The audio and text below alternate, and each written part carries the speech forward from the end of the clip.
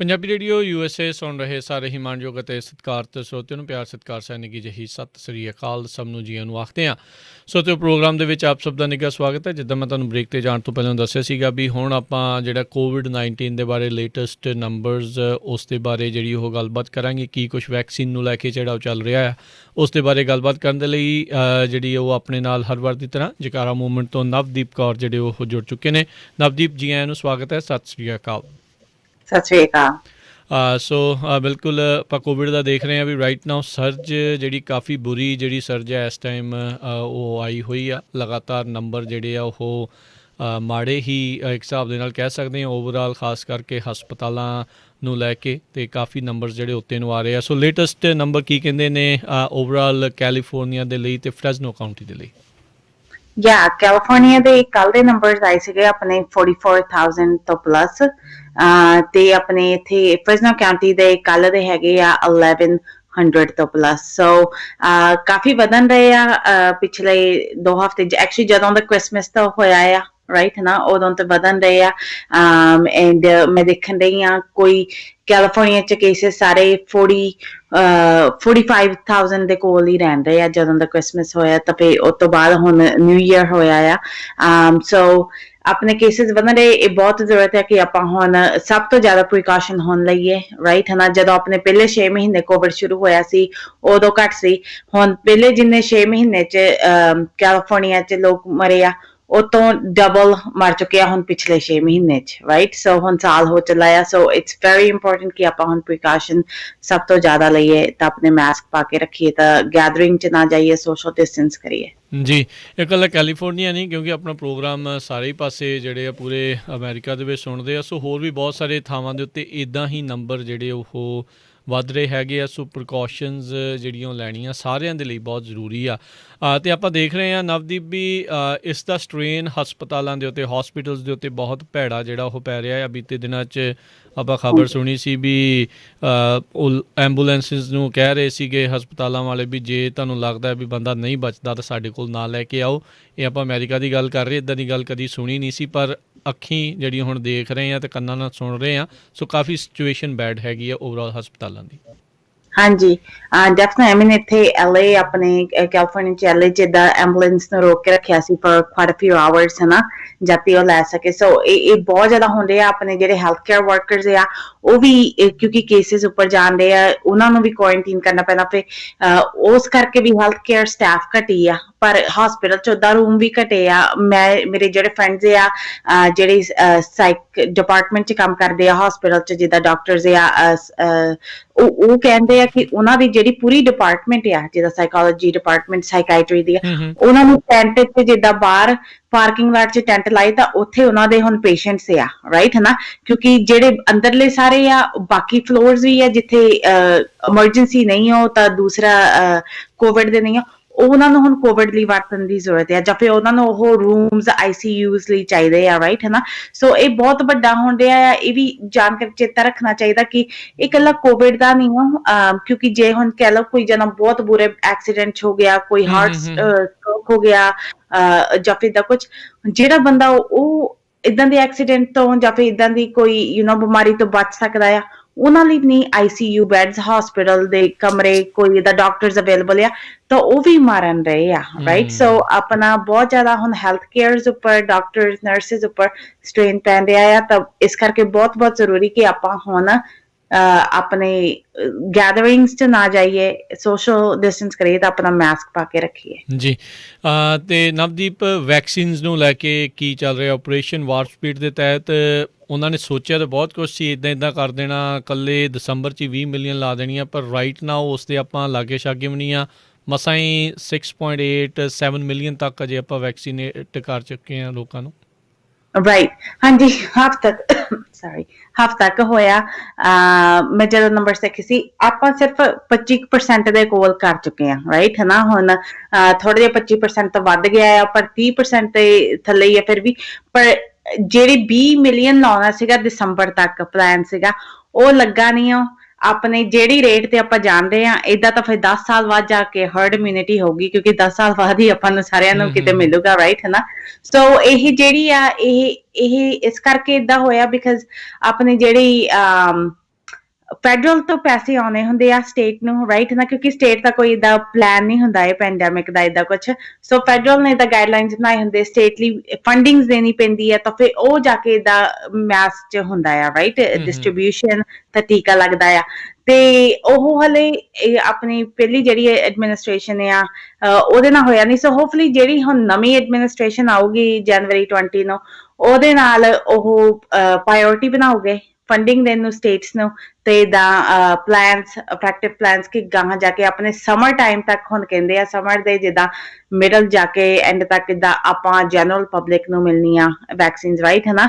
ਸੋ ਉਹ ਥੋੜਾ ਬਹੁਤਾ ਡਿਲੇ ਹੁਣ ਹੋ ਹੀ ਜਾਂਦਾ ਆ, ਪਰ ਇਸ ਕਰਕੇ ਡਿਲੇ ਹੁੰਦਾ, ਇਸ ਕਰਕੇ ਆਪਾਂ ਨੂੰ ਬਹੁਤ ਜ਼ਿਆਦਾ ਉਹ ਤੋਂ ਵੱਧ ਇੰਪੋਰਟੈਂਟ ਹੋ ਗਈ ਗੱਲ ਕਿ ਆਪਾਂ ਹੁਣ ਗੈਦਰਿੰਗਸ 'ਚ ਨਾ ਜਾਈਏ, ਆਪਣਾ ਮਾਸਕ ਪਾਈਏ, ਰਾਈਟ, ਹਨਾ।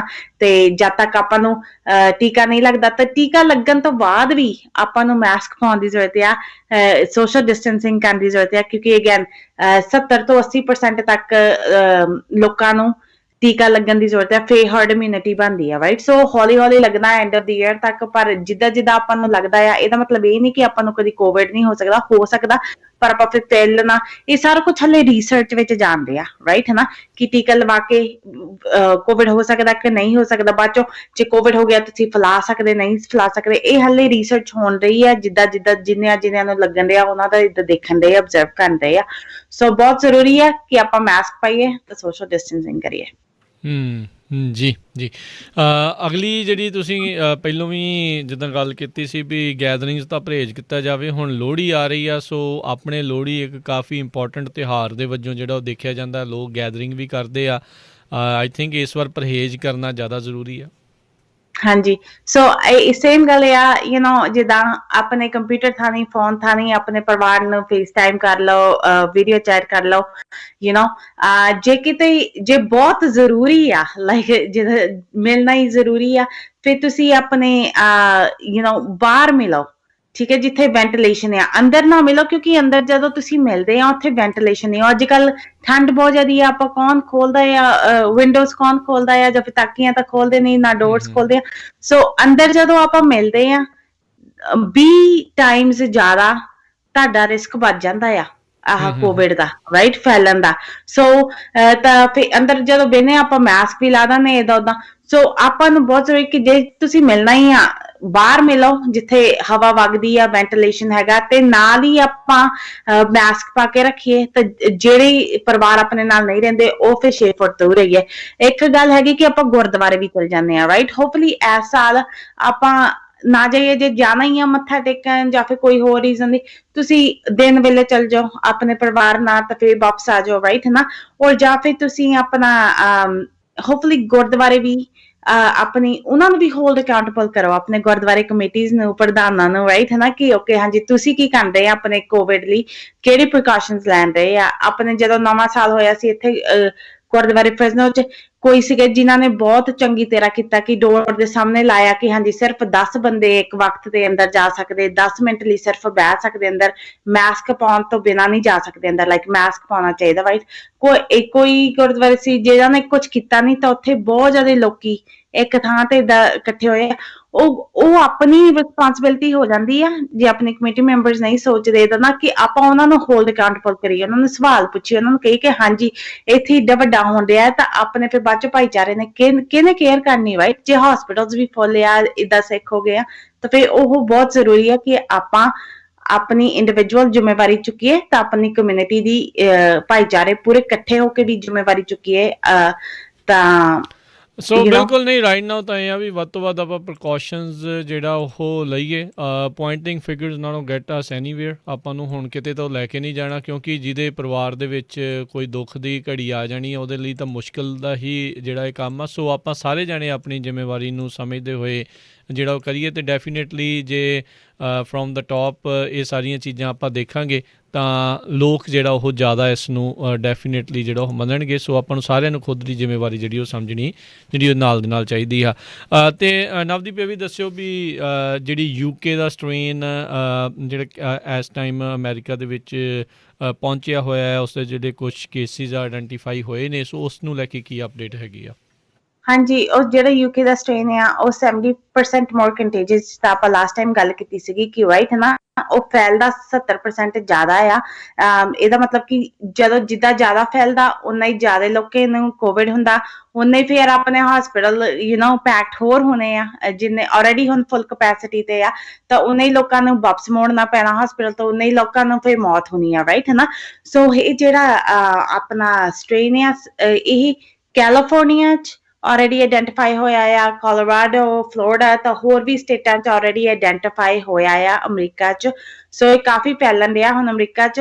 ਤੇ ਇਹ ਤੋਂ ਇਲਾਵਾ ਵੀ ਹੁਣ ਇੱਕ ਸਾਊਥ ਅਫਰੀਕਾ ਦਾ ਵੀ ਇੱਕ ਸਟ੍ਰੇਨ ਆਉਣ ਰਿਹਾ ਆ, ਰਾਈਟ ਹੈ ਨਾ। ਹਾਲੇ ਤੱਕ ਮੈਂ ਇਹ ਨਹੀਂ ਸੁਣਿਆ ਕਿ ਜੇ USA ਵਿੱਚ ਪਹੁੰਚਿਆ ਕਿ ਨਹੀਂ, ਪਰ ਉਹ ਬਾਕੀਆਂ ਕੰਟਰੀਆਂ 'ਚ ਗਿਆ ਆ, ਲਾਈਕ ਸਾਊਥ ਈਸਟ ਕੰਟਰੀਜ਼ ਤੱਕ ਪਹੁੰਚ ਗਿਆ ਆ। ਸੋ ਇਹ ਜਿਹੜੇ ਸਟ੍ਰੇਨ ਆ, ਇਹ ਜਦੋਂ ਆਹ ਜਿਹੜੀ ਵਾਇਰਸ ਆ, ਇਹ RNA ਵਾਇਰਸ ਆ। ਸੋ ਜਦੋਂ ਇੱਕ ਬੰਦੇ ਤੋਂ ਦੂਸਰੇ ਤੀਸਰੇ ਇੰਨੇ ਫੈਲਦੀ ਆ, ਰਾਈਟ ਹੈ ਨਾ। ਸੋ ਇਹਦੀ ਜਿਹੜੀ ਮੇਕਅਪ ਜੈਨੇਟਿਕ ਹੈ, ਥੋੜੀ ਬਹੁਤ ਚੇਂਜ ਹੁੰਦੀ ਰਹਿੰਦੀ ਹੈ ਐਵਰੀ ਟਾਈਮ, ਤਾਂ ਫਿਰ ਇਹਦੇ ਕਰਕੇ ਕਿਤੇ ਨਾ ਕਿਤੇ ਜਾ ਕੇ ਨਵਾਂ ਸਟ੍ਰੇਨ ਬਣ ਜਾਂਦਾ ਆ ਪੂਰਾ, ਹਨਾ, ਚੰਗੀ ਤਰ੍ਹਾਂ। ਸੋ ਇਹ ਯੂਕੇ ਸਟ੍ਰੇਨ ਇਸ ਤਰੀਕੇ ਨਾਲ ਬਣਿਆ ਆ। ਇਹ ਕੋਈ ਡਰਨ ਦੀ ਗੱਲ ਨਹੀਂ ਆ, ਬਸ ਇਹੀ ਗੱਲ ਆ ਕਿ ਹੁਣ ਆਪਾਂ ਉਹ ਵੱਧ ਆਪਣਾ ਐਕਚੁਅਲੀ ਮਾਸਕ ਪਾ ਕੇ ਰੱਖੀਏ, ਗੈਦਰਿੰਗ 'ਚ ਨਾ ਜਾਈਏ, ਆਪਾਂ ਸੋਸ਼ਲ ਡਿਸਟੈਂਸਿੰਗ ਕਰੀਏ। ਜਿਹੜੀ ਚੀਜ਼ ਆਪਾਂ ਨੂੰ ਪਹਿਲਾਂ ਤੋਂ ਕਰਨੀ ਚਾਹੀਦੀ, ਰਾਈਟ ਹੈ ਨਾ, ਉਹ ਹੁਣ ਸਭ ਤੋਂ ਜ਼ਿਆਦਾ ਇੰਪੋਰਟੈਂਟ ਹੈ ਕਿ ਆਪਾਂ ਕਰੀਏ, ਕਿਉਂਕਿ ਇਹ ਜਿਹੜੀ ਅਗੇਂਸਟ ਸਟ੍ਰੇਨ ਹੈ 70% ਜ਼ਿਆਦਾ ਫੈਲਦੀ ਆ। ਜੀ ਜੀ।